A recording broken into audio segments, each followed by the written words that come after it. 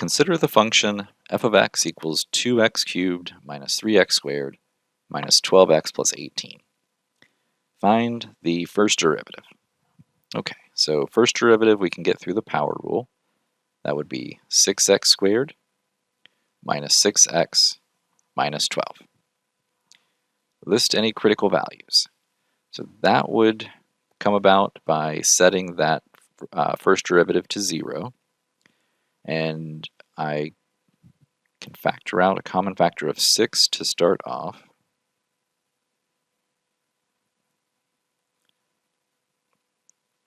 And that gives me something that will factor. That's 2 and 1. This could be negative and positive, and that would work out. So the critical values here are positive 2 and negative 1. Identify any intervals of increase. To test for increase and decrease, I need to take those potential critical values and put them on a number line. Then choose test values outside of those ranges.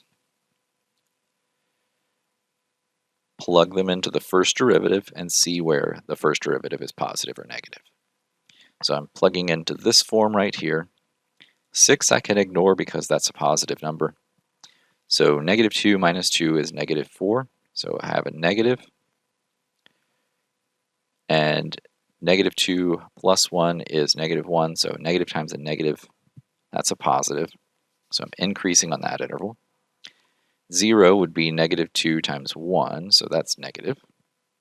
3, that would be 1 times 4, which is positive.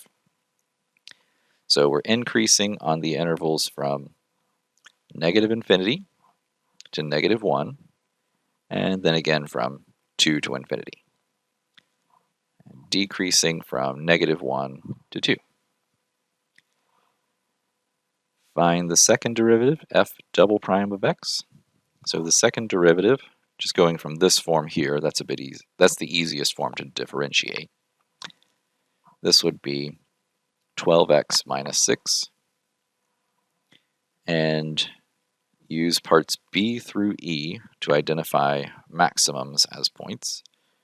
And then use b through e to identify minimums as points. Okay, probably should have came before e, I suppose.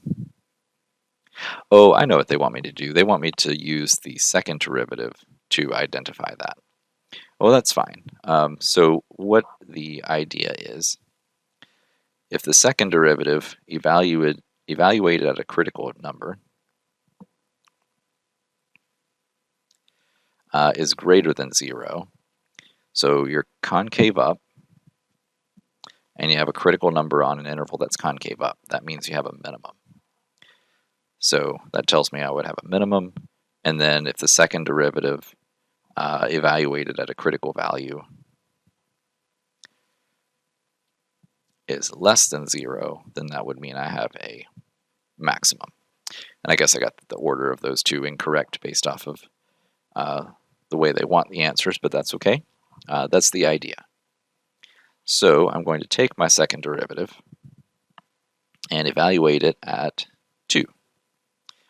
So if I plug in 2, that would be 12 times 2 minus 6. So 24 minus 6 is 18, and that's greater than 0. So that means, since it's greater than 0, this would be a minimum. So x equals 2 is a minimum. And then if I do the same thing, maybe I should do it up here. Second derivative evaluated at the other critical value would be 12 times negative 1 minus 6, which is negative 12 minus 6, or negative 18. And that's less than 0. So what that means is that is a maximum, because what happens is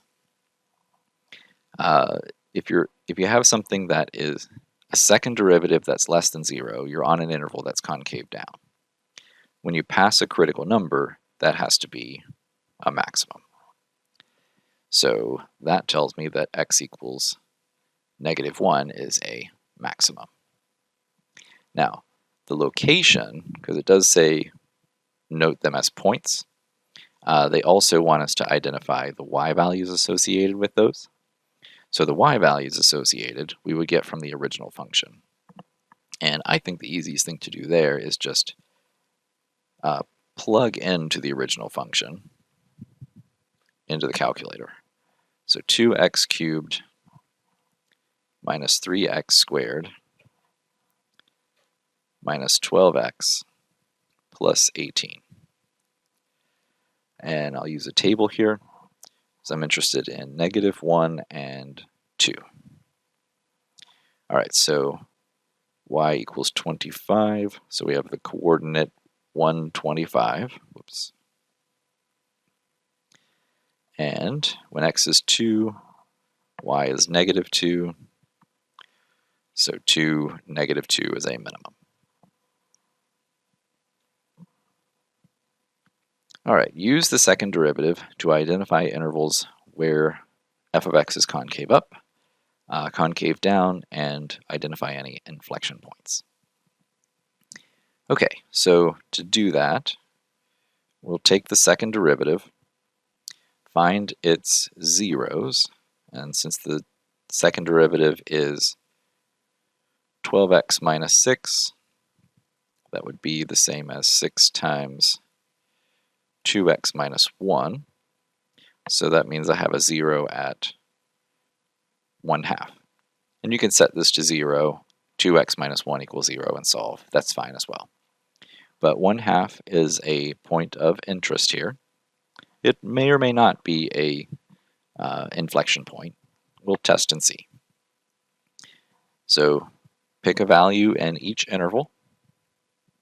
Smallest ones you can are great. If I put 0 into my second derivative here, or actually, you know what? I might just use this form here. This is pretty easy. 12 times 0 is 0, minus 6 is -6, so it's concave down on this interval. And if I put in 1, 12 times 1 is 12, 12 minus 6 is +6. It's positive on that interval. So what that means is I am concave up on the interval from 1/2 to +infinity, concave down on the interval from -infinity to 1/2, and because I change from concave down to concave up, that means 1/2 is an inflection point. So 1/2, and since it happens at a coordinate, we can find that coordinate by plugging into the original function. 11.5, or instead of writing 11.5, you can always change that into a fraction. Of course, that one's easy enough to do, but I just want you to see this function where you can change things into a value. So 23 halves. There we go.